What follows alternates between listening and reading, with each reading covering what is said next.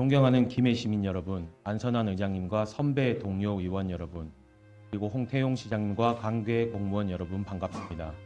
동상동, 부원동, 활천동 지역구 시의원 김유상입니다.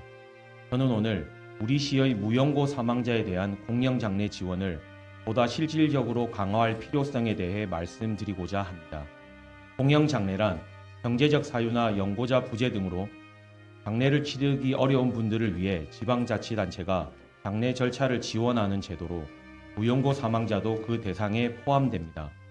무연고 사망자란 임종 당시 연고자가 없거나 연고자가 있어도 시신 인수를 거부하거나 기피하여 지자체가 장례를 맡아야 하는 분들을 말합니다.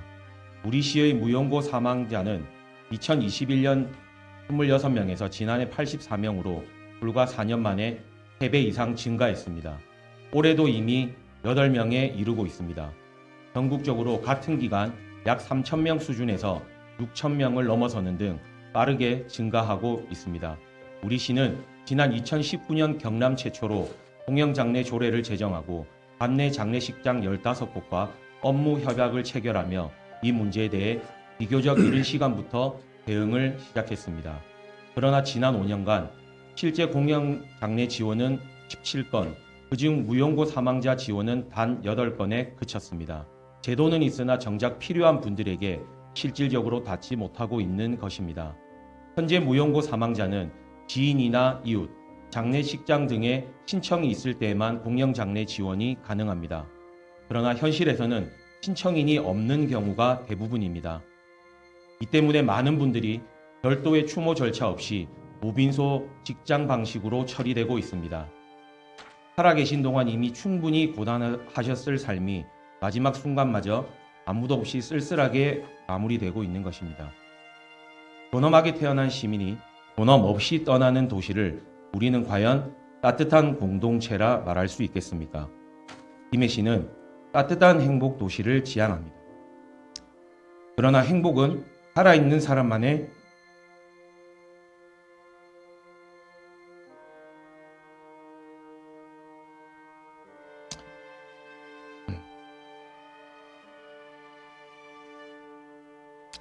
권리가 아닙니다. 마지막 순간까지 존엄을 지켜주는 것, 그것이 진정한 복지도시의 모습이라고 생각합니다. 이에 저는 다음 3가지를 강력하게 촉구드립니다. 첫째, 공영장례 지원 기준을 완화해야 합니다.